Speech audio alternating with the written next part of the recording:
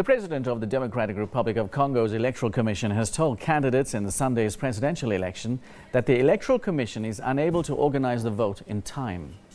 One of the candidates who attended the meeting of presidential candidates with the commission said that its president, Corneille Nangaa, announced the commission was technically unable to hold the election on Sunday. Ndundu Sithole reports.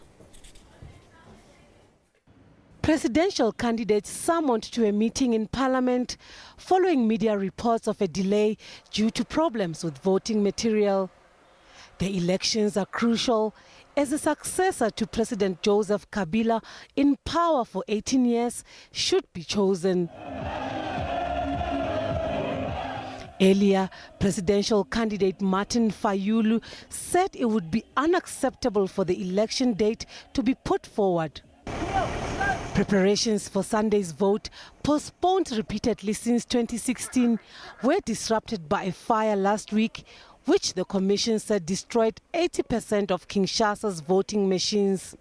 This week, police fired tear gas to disperse opposition supporters in the capital following a ban on campaigning because of security fears. A move opposition supporters describe as an attempt to meddle in the race. Elections in the country have been marred by violence. 7 people have been killed so far, while in the streets, first-time voters wait patiently. Ndundu Sithole, SABC News. Well, for more on this story, we're joined by the SABC's foreign editor, Sophie Mokoena. Good morning, Sophie, and thanks for joining us. Good morning, Mahendra. Why were the DRC elections postponed? Well, according to my sources in the DRC, I'm told that the first issue that was tabled before the meeting, where you had the president of the Democratic Republic of Congo, Joseph Kabila, and the representatives of the different presidential candidates. The first issue was that the challenge of Ebola in the eastern part of Congo was cited as one reason. The second reason, the conflict in the eastern part of the country, also another reason. And the other reason was that you know that the incident last week where materials were caught in a, where there was a fire at the warehouse and the material was damaged. But people are arguing that this warehouse is near the military base, and how did it happen that this should happen? And nobody has got answers. And the other issue is that you know that some voting material is being printed in South Africa, and there was a delay. We are told that the material will be transported to the DRC on the 23rd of December, a day on which elections were supposed to happen. And now elections have been moved to the 30th of December. And those are the main reasons that were forwarded to all stakeholders in the DRC. Okay, so there's a bit of turmoil in the country. There's also the Ebola threat. Turmoil in the country, as well as Ebola threat, and the a fire incident, and then the late delivery of the electoral material. Okay, sure. Now, what could this mean for the country? Well, it is going to cause instability because there are candidates who are ready for elections this coming weekend, but you also have the issue of security, because now the standby force there, in terms of ensuring security, they have to strengthen the force there to ensure that there is security, because people may use this opportunity perhaps to express their anger or dissatisfaction. And this has escalated tensions in the DRC in different parts of the country. Sure. Now, President Joseph Kabila is not standing for elections on the 30th of December. Why is this? Well, you know very well, according to the Constitution, he can't. But the concern is that the person who will be representing his party or his coalition is actually Kabila indirectly, because he is going to take directives from President Kabila.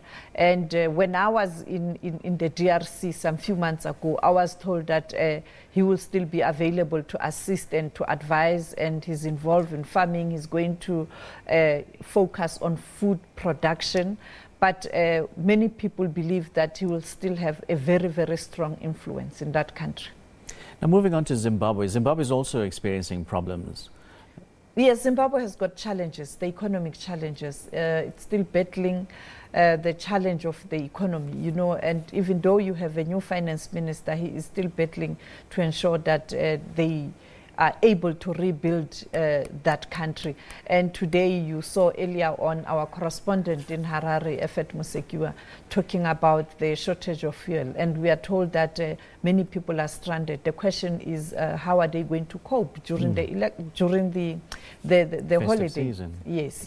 And the second issue is the issue of Grace Mugabe. Reports yesterday from Zimbabwe, we spoke to the permanent secretary in the Ministry of Information, saying that they haven't received any communication from South Africa law enforcement agencies nor the government.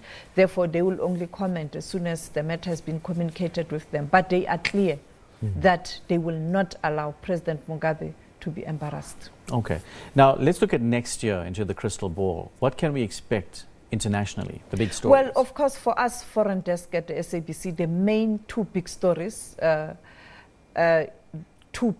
One, South Africa will take its seat in the Security Council as a non-permanent member for 2 years. Therefore, South Africa will be dealing with all issues that are in the agenda of the Security Council. You know, North Korea, one big issue. Unfortunately, South Africa has got good relations with North Korea.